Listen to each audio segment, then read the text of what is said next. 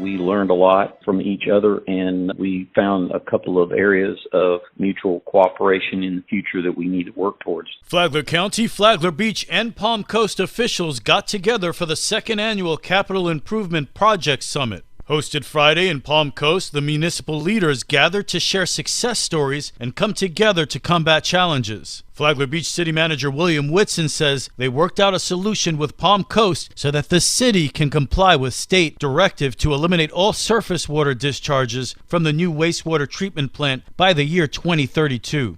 So what we discussed in the meeting was, hey, why can't we work together to send our excess discharge when it's cleaned up with a new plant over into the areas on the edge of the city near Palm Coast, maybe do an interconnect with them, maybe cooperate with the county to provide irrigation water to Wadsworth Park since it's in the city. So these were all really good ideas that we talked about and we're excited about. Whitson says these kinds of productive collaborations drive his career in public service. Anytime we get an opportunity to stretch our budget or to save funding, to work cooperatively and find a win-win solution, that's what gets me up in the morning and certainly is something our taxpayers appreciate.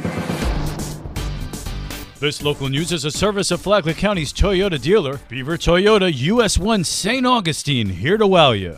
A new statewide opioid recovery program is now in Flagler County. The program is called Coordinated Opioid Recovery, and Project Director Jeanette Simons describes the program's goal. The Flagler County Fire Rescue or fire rescues across the country are responding in a certain way. They're ending up in our ED, responding a certain way. Then they may connect with someone in the community through a peer support group. They're responding a certain way. Hopefully they get in front of a counselor or a physician. They're responding a certain way. And none of these efforts are coordinated. And so the goal here is how do we coordinate all these folks into one space to be able to provide this treatment to someone to ensure that they have long-term recovery. A care coordinator makes sure that everything is working together. The care coordinator is through Flagler Cares. We have our own behavioral health program, and we have a behavioral health navigator who helps people and connects them with services. So this person, again, is also kind of central, just like the medication, and ensures all the spokes are doing what they need to do in order to get this person the treatment they need. Flagler County ranks 8th out of all Florida counties for drug overdose deaths per capita. For Flagler's Morning News, I'm Birch Petchke.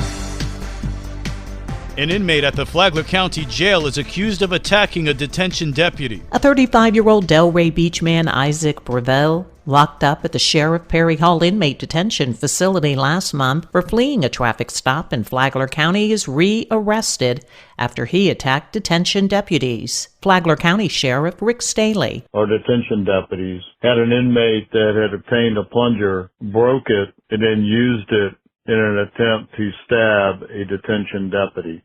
Deputies had to use their taser and a chemical called Clear Out to subdue this inmate, who had been arrested by the Florida Highway Patrol about a month ago. Sheriff Staley says he commends the detention deputies for how they handled a very dangerous situation, and we're all praying for a speedy recovery for our deputy. For Flagler's Morning News, I'm Karen Johnson.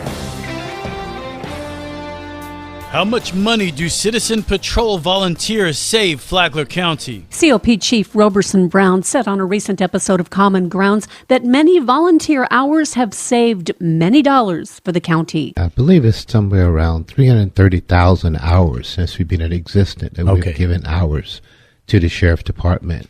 And that equals to pretty close to about $12-point-something million of taxpayers that would have to pay for these positions that we cover. Brown said that it frees up deputies to handle situations that are more serious than what his group handles. He also added that it's not about the money to be made, but a call to serve the community. Listen to Common Grounds on Sunday mornings at 10 here on WNZF, anytime on the Flagler radio app. Tomorrow, you can be a member of the COP. From the WNZF Newsroom, I'm Deb Albertson. And now you're up to date on Flagler's Morning News. I'm Rich Carroll.